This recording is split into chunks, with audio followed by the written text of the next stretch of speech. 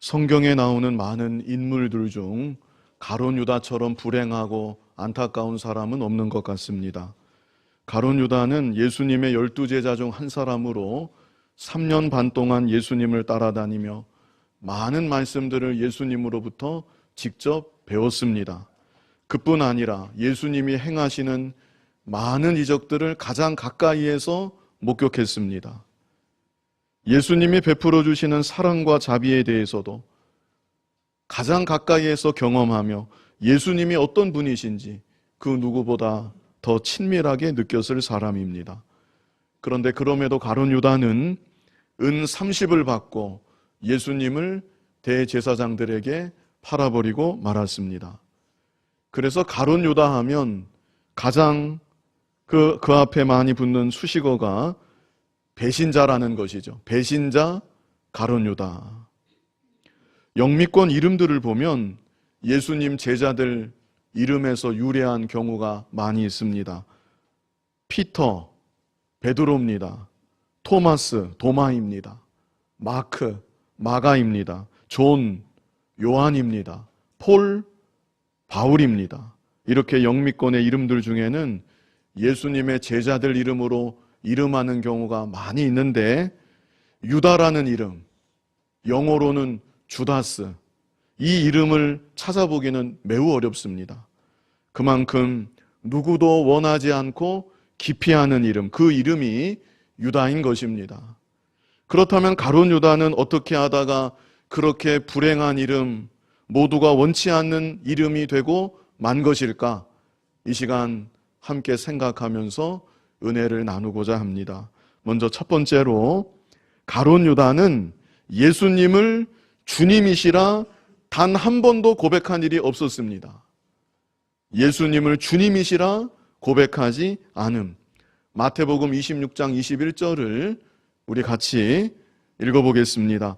그들이 먹을 때 이르시되 내가 진실로 너희에게 이르노니 너희 중에 한 사람이 나를 팔리라 하시니, 오늘 본문의 상황을 기록하고 있는 마태복음의 한 소절이지요.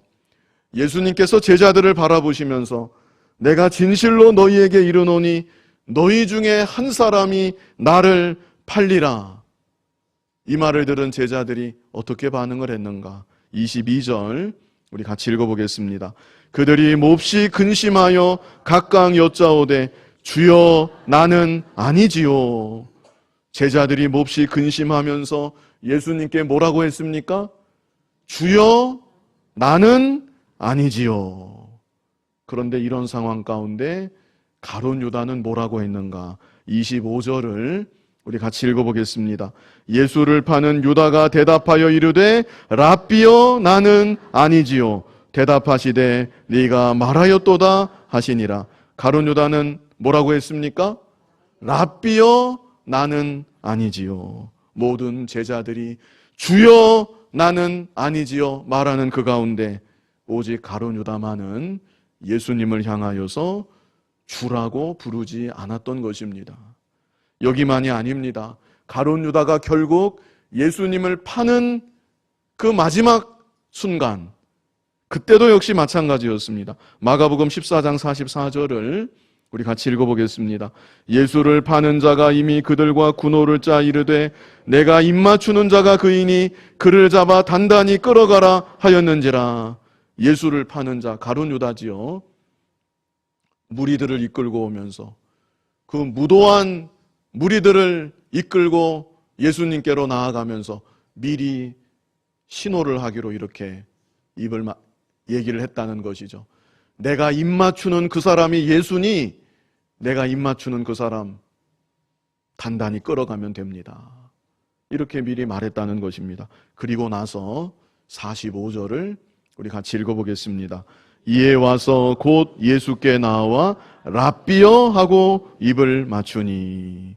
복음서 어디에도 가룟 유다가 예수님을 향해 주님이시라고 부른 대목은 한 곳도 없습니다. 그리고 이렇게 마지막 순간까지 가룟 유다는 예수님을 향해 주님이라고 부르지 않았습니다. 만약 가룟 유다 안에 예수님은 나의 주님이십니다, 이런 진실한 고백이 있었다고 하면 그가 예수님을 파는 무서운 죄를 짓지는 않았을 것입니다. 참 너무나 안타까운 일입니다. 예수님의 말씀을 직접 들었습니다. 예수님이 행하시는 기적들을 가장 가까이에서 보았습니다. 예수님을 믿고 따르는 무리들 가운데 함께 예수님을 따랐었고 함께 예수님을 외적으로는 섬겼었습니다. 그러나 그랬었던 가룟 유다 안에 예수님은 나의 주님이십니다. 이런 고백은 처음부터 마지막 순간까지 단 한 번도 없었던 것입니다. 우리 안에도 이런 분이 계실 수 있습니다. 함께 하나님을 예배하고 함께 교회를 섬기고 함께 기도도 하고 함께 전도도 하는데 예수님은 나의 주님이십니다. 진정으로 고백되지 않는 분들이 우리 안에도 있을 수 있다는 것입니다. 고린도전서 12장 3절을 우리 다 같이 읽어보겠습니다. 그러므로 내가 너희에게 알리노니 하나님의 영으로 말하는 자는 누구든지 예수를 저주할 자라 하지 아니하고 또 성령으로 아니하고는 누구든지 예수를 주시라 할 수 없느니라. 성령으로 아니하고는 누구든지 예수를 주시라 할 수 없느니라. 다른 방법은 없습니다. 오직 성령 하나님께서 역사해 주셔야만, 성령 하나님께서 우리 마음 가운데 감동해 주셔야만 예수님이 나의 주님이시라고 우리가 고백할 수가 있는 것입니다. 이 시간 성령 하나님께서 충만하게 역사하시고 우리들 마음 가운데 감동하사 예수님은 나의 주님이십니다. 진실한 마음으로 고백할 수 있는 여러분이 모두 되시기를 바랍니다. 다음으로 두 번째, 가룟 유다는 자신을 숨기고 죄의 기회를 엿보았습니다. 자신을 숨기고 죄의 기회를 엿봄. 본문 21절을 우리 같이 읽어보겠습니다. 예수께서 이 말씀을 하시고 심령이 괴로워 증언하여 이르시되 내가 진실로 진실로 너희에게 이르노니 너희 중 하나가 나를 팔리라 하시니. 예수님께서 심령이 괴로우셨다고 여기 기록하고 있습니다. 예수님의 심령이 왜 괴로우셨을까요? 제자들이 배신할 것을 생각하니까 괴로우셨을까? 그거 아닙니다. 예수님은 가룟 유다를 생각하실 때 그 영혼이 너무도 불쌍해서 괴로우셨던 것입니다. 너희 중 하나가 나를 팔리라, 이런 말씀 하신 것도 가룟 유다를 고발할 목적으로 이런 말씀 하신 것이 아니었습니다. 가룟 유다가 이제라도 돌이키기를 바라시는 마음에 예수님은 사랑과 긍휼의 마음을 가지고 너무도 안타까운 마음으로 이 말씀을 하셨던 것입니다. 이때 제자들이 예수님의 말씀을 듣고 너희 중 하나가 나를 팔리라, 이 말씀을 듣고 제자들이 어떻게 반응을 하는가? 22절을 우리 같이 읽어보겠습니다. 제자들이 서로 보며 누구에게 대하여 말씀하시는지 의심하더라. 장면이 상상이 되시죠? 서로를 쳐다보면서 도대체 누군가 이랬다는 것이죠. 23절 같이 읽어보겠습니다. 예수의 제자 중 하나 곧 그가 사랑하시는 자가 예수의 품에 의지하여 누웠는지라. 이 제자가 누구지요? 사도 요한입니다. 이 성경을 기록한 사도 요한. 이 사도 요한은 이 순간 예수님 품에 안겨 있었다는 것이죠. 24절 같이 읽어보겠습니다. 시몬 베드로가 머릿짓을 하여 말하되 말씀하신 자가 누구인지 말하라 하니. 그런 사도 요한을 바라보면서 베드로가 어떻게 해요? 머릿짓을 합니다. 도대체 누구야? 베드로가 이렇게 안겨있는 제자에게 물어보는 거죠. 자, 그랬더니 안겨있던 제자 사도 요한이 25절 같이 읽어보겠습니다. 그가 예수의 가슴에 그대로 의지하여 말하되 주여 누구니까? 자, 이어지는 26절을 보시면 결정적인 장면이 여기 나옵니다. 26절 같이 읽어보겠습니다. 예수께서 대답하시되 내가 떡 한 조각을 적셔다 주는 자가 그니라 하시고 곧 한 조각을 적셔서 가롯 시몬의 아들 유다에게 주시니. 이건 아주 결정적인 장면입니다. 주여 누구니까? 안겨있던 제자 요한이 예수님 바라보며 물어보았지요. 내가 떡 한 조각을 적셔다 주는 자가 그니라. 그리고 나서 예수님이 떡 조각을 누구에게 주셨어요? 가룟 유다에게 주셨습니다. 자, 그렇다면 제자들이 어떻게 반응해야 되겠습니까? 아, 가룟 유다구나. 가룟 유다가 예수님을 팔 것이라고 예수님이 알려주시는구나. 제자들이 이렇게 반응해야 마땅하지요. 그런데 제자들은 어떻게 했는가? 자, 27절을 제가 먼저 읽어드리면 조각을 받은 후 곧 사탄이 그 속에 들어간지라. 이에 예수께서 유다에게 이르시되 네가 하는 일을 속히 하라. 이건 무슨 뜻일까요? 너 이제 어서 나가서 나를 붙잡을 무리들을 어서 데리고 오너라. 예수님이 가룟 유다에게 그렇게 말씀하신 것입니다. 자, 28절. 그런데 제자들이 지금 이 광경을 다 보고 있습니다. 제자들이 어떻게 하는가? 28절 같이 읽어보겠습니다. 이 말씀을 무슨 뜻으로 하셨는지 그 앉은 자 중에 아는 자가 없고 아무도 모릅니다. 29절 같이 읽어보겠습니다. 어떤 이들은 유다가 돈깨를 맡았으므로 명절에 우리가 쓸 물건을 사라 하시는지 혹은 가난한 자들에게 무엇을 주라 하시는 줄로 생각하더라. 이거 아주 놀라운 일입니다. 예수님은 분명히 말씀하셨습니다. 내가 떡 한 조각을 적셔다 주는 자가 그니라. 그리고 나서 떡을 적셔서 가룟 유다에게 주셨습니다. 그런데 바로 그 자리에서 이 광경을 다 보고 있고 예수님 말씀을 들었던 제자들 가운데 그 누구도 가룟 유다가 예수님을 팔 자라고 생각하지 않았다는 것입니다. 만약 가룟 유다가 평상시 행실에 문제가 조금이라도 있었다고 하면 예수님께서 떡을 적셔서 가룟 유다를 향하는 동시에 그래, 내가 이럴 줄 알았어. 내가 벌써 저 가룟 유다 뭔가 이상하다 생각했었어. 대번의 제자들이 그랬을 것입니다.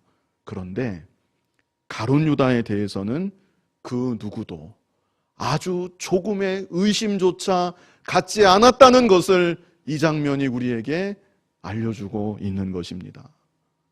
무엇을 의미합니까?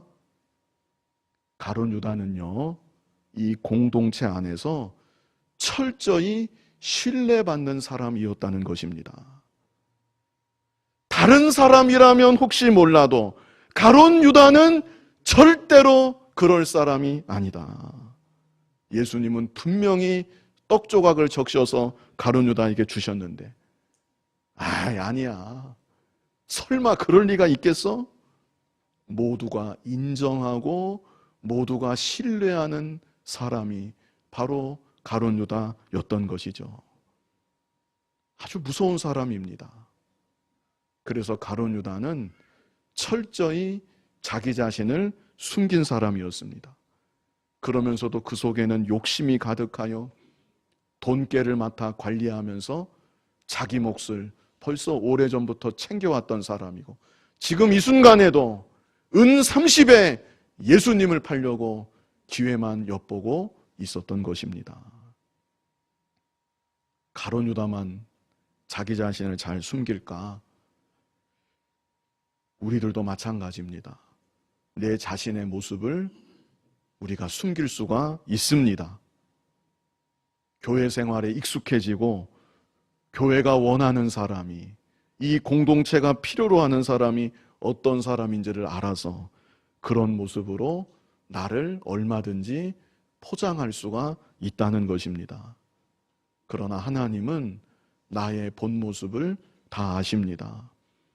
내 안에 어떤 욕심이 있는지, 내 안에 어떤 죄가 있는지 하나님은 나를 다 보고 계십니다. 사람들 앞에서 비춰지는 나의 모습으로 인해, 사람들이 칭찬하고 인정하는 나의 모습으로 인해 그것이 진짜 나인 줄로 생각하면 안 됩니다. 남들이 다 인정한다고 다 그게 내 모습인 줄 알고 그냥 넘어가지 말고 하나님 앞에서 그리고 말씀 앞에서 나의 모습을 비추어 보며 내가 진정 누구인지, 내가 정녕 어떤 사람인지 끊임없이 점검하는 저와 여러분이 될 수 있기를 바랍니다.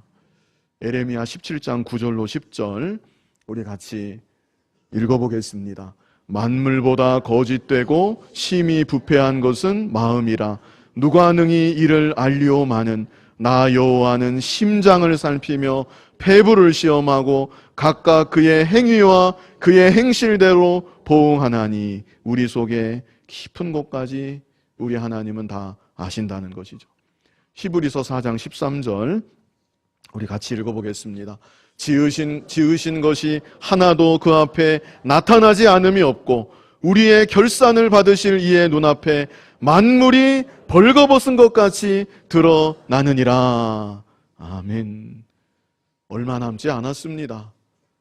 우리가 다 주님 앞에 서게 되고 벌거벗은 것 같이 다 드러날 날이 우리에게 반드시 오는 것입니다. 외부적인 종교 생활에 만족하지 말고 주님 앞에, 주님의 말씀 앞에 내 모습이 진정 어떠한지 살펴보며 나의 욕심과 죄를 철저히 회개하고 버리는 저와 여러분이 될 수 있기를 바랍니다.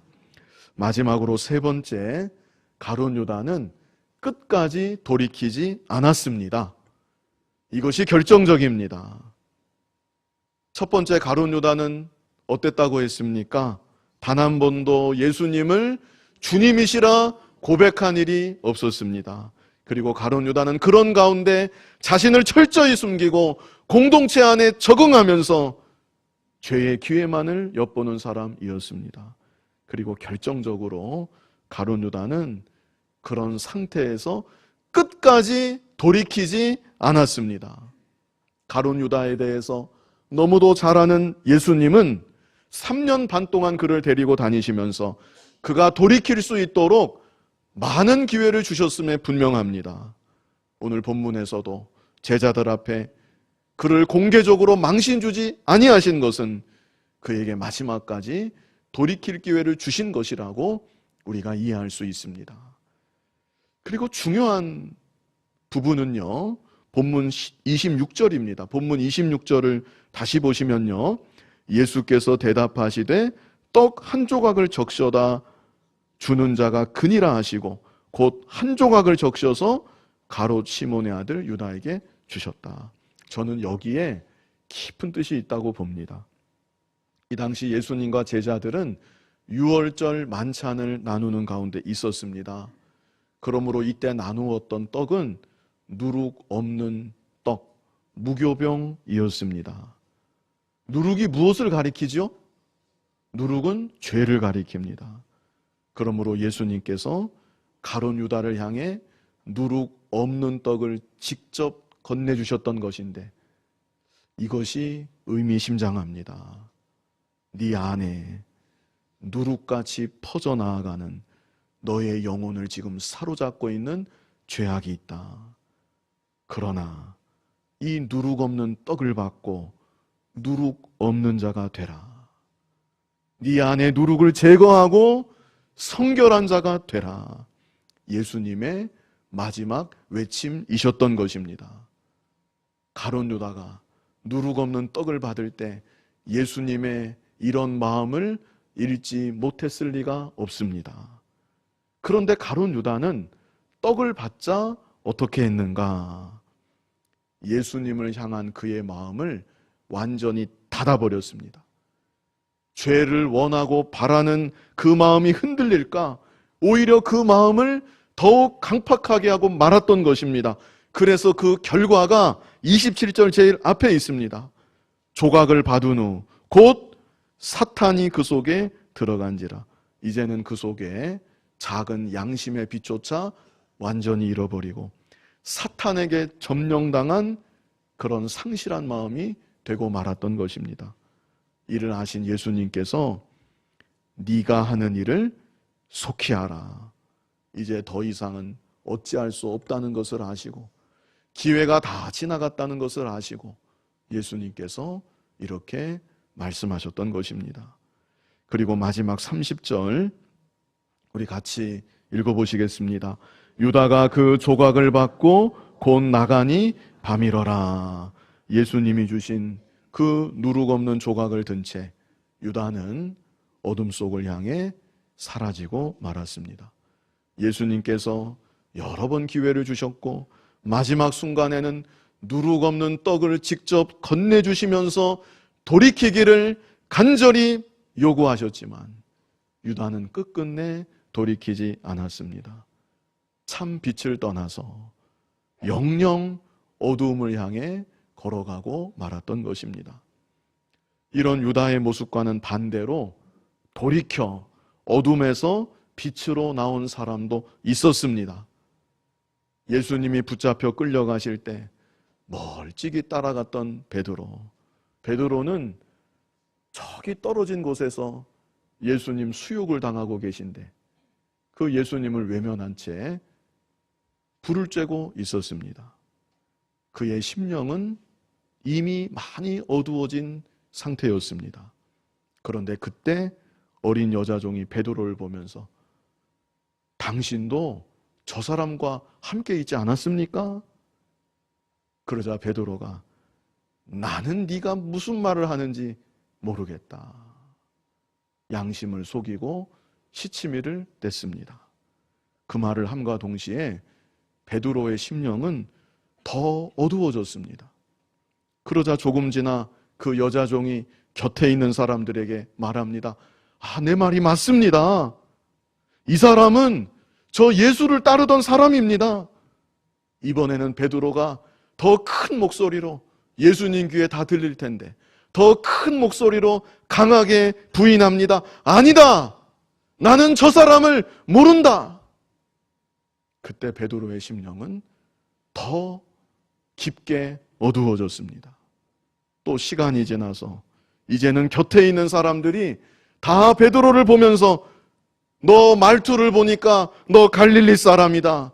너 정말로 저 사람과 같이 다니던 사람이 맞다. 이번에는 베드로가 악을 쓰면서 저주하고 맹세까지 하면서 나는 저 사람을 알지 못한다.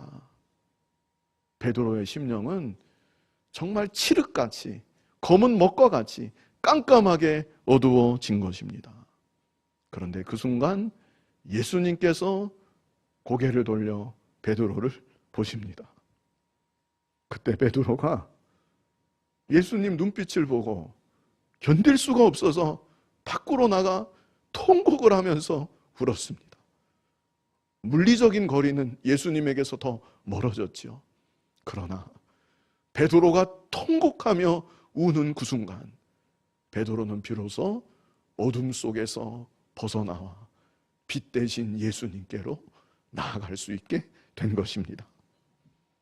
이런 은혜가 베드로와 같이 돌이키는 은혜, 이 은혜가 저와 여러분에게도 있기를 바랍니다. 우리 예수님은 지금도 우리 마음을 두드리십니다. 언제나 마음 문을 열기를 바라시고 주님을 향해 돌이키기를 간절히 바라시는 우리 주님이신 것입니다. 이 시간 가룟 유다에 대해서 우리 세 가지를 생각해 보았는데요.